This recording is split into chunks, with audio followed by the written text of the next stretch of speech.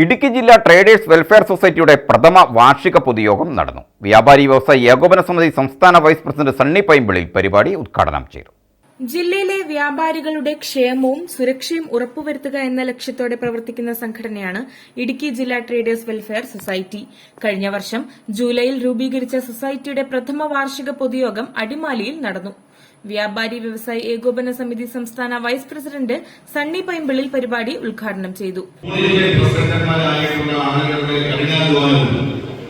അതിനോട് ചേർന്ന് നിന്ന ജില്ലാ ഭാരവാഹികളുടെ പ്രത്യേകമായ ഒരു പരിശ്രമവുമാണ് കാരുണ്യം കുടുംബസുരക്ഷാ പദ്ധതിയുടെ ആരംഭത്തിന് തുടക്കം കുറിച്ചത് എന്ന് അഭിമാനത്തോടുകൂടി പറയുന്നതിൽ എനിക്ക് സന്തോഷമുണ്ട്.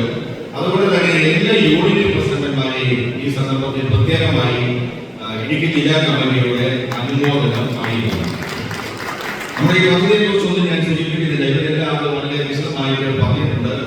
ഇനി ആശംസകൾ അർപ്പിക്കുന്ന ആളുകളും അത് സൂചിപ്പിക്കും. ഈ പദ്ധതിയിൽ ഈ വർഷം നമ്മൾ പുതിയ സ്കീം ഉൾപ്പെടുത്തുകയാണ്.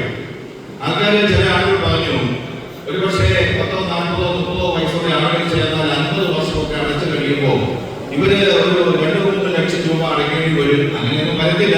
വേറെ കാര്യം ആളുകൾ തെറ്റിദ്ധാരണ മൂലമാണ് അങ്ങനെ പറഞ്ഞത്. അങ്ങനെ ആർക്കെങ്കിലും സംശയമുണ്ടെങ്കിൽ അങ്ങനെയുള്ള ആളുകൾക്ക് വേണ്ടി കാരുണ്യ പദ്ധതിയിൽ 1 ലക്ഷം രൂപ ഒരുമിച്ച് അടച്ച് ചേരാനുള്ള അവസരം ഈ തവണ ഒരു ചെറിയ ഭേദഗതിയിലൂടെ കൊണ്ടുവരികയാണ്.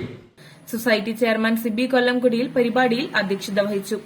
2023-24 വർഷത്തെ വാർഷിക റിപ്പോർട്ടും വാർഷിക കണക്കും അവതരിപ്പിച്ചു. യോഗത്തിൽ കുടുംബസുരക്ഷാ നിധി ക്ലെയിം വിതരണവും ബൈലോ ഭേദഗതി അവതരണവും ചർച്ചയും പാസാക്കലും യൂണിറ്റുകൾക്കുള്ള അവാർഡ് ദാനവും നടന്നു.